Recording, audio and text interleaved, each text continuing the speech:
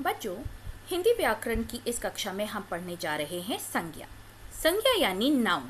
अरे ये कौन है? मेरा नाम रोहन है और मैं बहुत उदास हूँ। ओ रोहन, लगता है तुम्हें तुम्हारे दोस्तों की याद आ रही है। और हमारे सबसे अच्छे दोस्त कहाँ होते हैं? हमारे विद्यालय में। पर क्या करें, ये लॉकडाउन, ना तो हम विद्यालय जा पा रहे हैं और ना ही हम अपने दोस्तों से मिल पा रहे हैं। और ऊपर से गर्मी का ये मौसम, आइसक्रीम की याद भला किसे नहीं आती होगी। आइसक्रीम का नाम लेते ही आ गया ना सबके मुंह में पानी। अरे नाम, यही तो आज का हमारा विषय है। नाम यानी संज्ञा। क्या मेरी फुटबॉल भी एक संज्ञा है? हाँ बिल्कुल रोहन, तुम्हारी फुटबॉल ही क्यों, तुम्हारी पेंसिल, चाबियों का गुच्छा, आइसक्रीम, अंगूरों का गुच्छा, पंखा, सैनिक, दूध और यहाँ तक कि तुम्हारी चॉकलेट भी एक संज्ञा ही है। संज्ञा का शाब्दिक अर्थ ही होता है नाम। पर अब प्रश्न उठता है, भला किसका नाम? किसका नाम संज्ञा है? तो इस प्रश्न का उत्तर छुपा है संज्ञा की परिभाषा में। संज्ञा की परिभाषा क्या कहती है कि किसी भी व्यक्ति, वस्तु, स्थान, प्राणी या मन के भावों के नाम को संज्ञा कहते हैं। अब आप पूछेंगे, भला इसमें नई क्या बात है? आपने न जाने कितनी बार इस परिभाषा को पढ़ा होगा, सुना होगा और कई बार तो याद भी किया होगा। जी हाँ, बिल्कुल सही। पर यह परिभाषा में ही संज्ञा के सारे राज छुपे हुए हैं। जरा इस परिभाषा को फिर से ध्यान से देखिए। ये परिभाषा क्या कहती है?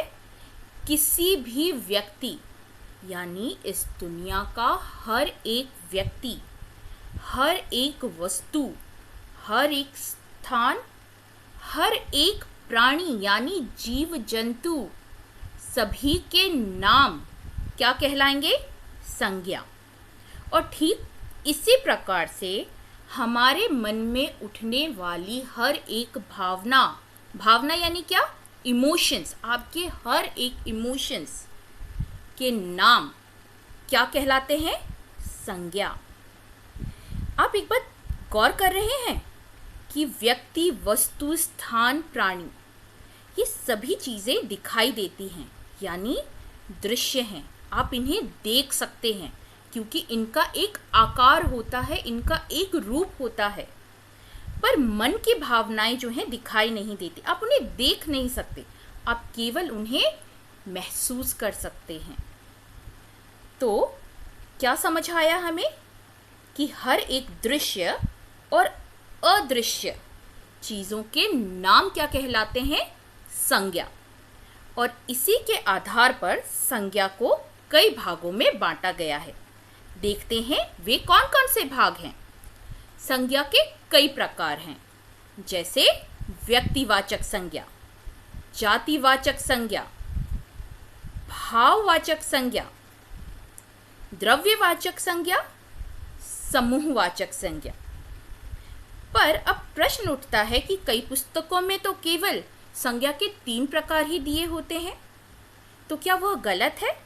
नहीं, बिल्कुल भी नहीं, क्योंकि आधुनिक व्याकरण नियमों के अनुसार संज्ञा के 3 ही मुख्य प्रकार हैं।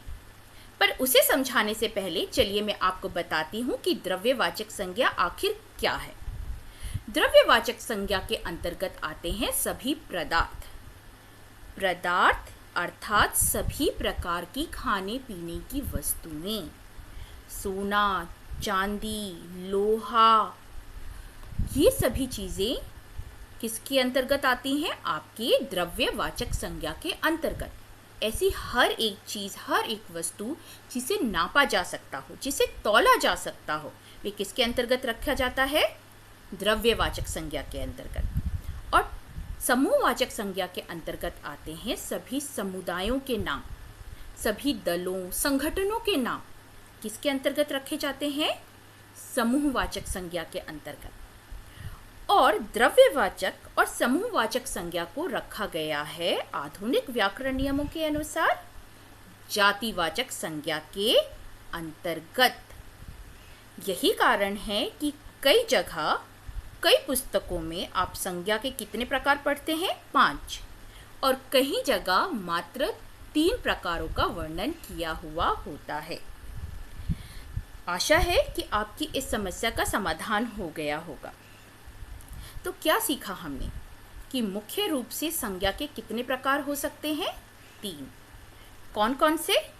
व्यक्तिवाचक, जातिवाचक और भाववाचक। मगर प्रश्न अभी वहीं का वहीं है, जिसके कारण कई गलतियां होती हैं। और वो गलतियां क्या होती हैं कि आखिर हम कैसे पहचानें कि दिया हुआ शब्द यानी नाम किस संज्ञा का उदाहरण है, व्यक्तिवाचक का, जातिवाचक का या भाववाचक का। तो इसे समझने के लिए एक बार फिर से लौटते हैं संज्ञा की परिभाषा की तरफ। संज्ञा की परिभाषा क्या कहती है कि किसी भी व्यक्ति, वस्तु, स्थान, प्राणी का नाम संज्ञा, यानी हर एक दृश्य जो दिखाई देती हो चीज़ें, उनका नाम क्या है? संज्ञा है। और ठीक इसी प्रकार से हर एक मन में उठने वाले भाव जो अदृश्य हैं, अमूर्त हैं, जो केवल महसूस किए जा सकते हैं, वे भी क्या हैं? संज्ञा। तो आप देख रहे होंगे कि अदृश्य चीज़ें क्या हैं? संज्ञा। अदृश्य चीज़ें यानी अदृश्य भावनाएं क्या हैं? संज्ञा। तो ऐसे सभी उदाहरण, ऐसे सभी नाम जो अदृश्य हो, मात्र महसूस किए जा सकते हो, वे किसके अंतर्गत रखे जाएंगे? भाववाचक संज्ञा के अंतर्गत। पर ऐसे नाम, ऐसी चीज़ें, ऐसे वस्तुएं जो दृश्य हैं, क्या हैं? दृश्य हैं, अर्थात हम देख सकते हैं, उन्हें रखा जा सकता है व्यक्तिवाचक और जातिवाचक संज्ञा के अंतर्गत। तो यहाँ तक की बात आप सबको समझ आई कि संज्ञा के 3 मुख्य प्रकार हैं, व्यक्तिवाचक, जातिवाचक और भाववाचक। जो हम केवल महसूस कर सकें, जो दिखाई ना दे, जिनका केवल एक अमूर्त रूप हो, ऐसे सभी उदाहरण, ऐसे सभी नाम किसके अंतर्गत आप रखेंगे? भाववाचक संज्ञा के अंतर्गत। और जो अपने मूर्त रूप में हो, जो दिखाई दे सकता हो, उसे हम बांट सकते हैं व्यक्तिवाचक और जातिवाचक संज्ञा के अंतर्गत। इसे आप एक और उदाहरण के द्वारा समझ सकते हैं, जैसे कि आपका लैपटॉप। अब इसमें हार्डवेयर भी होता है और सॉफ्टवेयर भी होता है। हार्डवेयर आपको दिखाई देता है, ठीक है, आप उसे महसूस कर सकते हैं, उसका एक आकार होता है। पर सॉफ्टवेयर को आप देख नहीं सकते, नहीं, केवल आप उसका उपयोग कर सकते हैं। इसी तरह से जो दृश्य है उसे हम किन भागों में बांट सकते हैं, किस भाग में रख सकते हैं? व्यक्तिवाचक और जातिवाचक।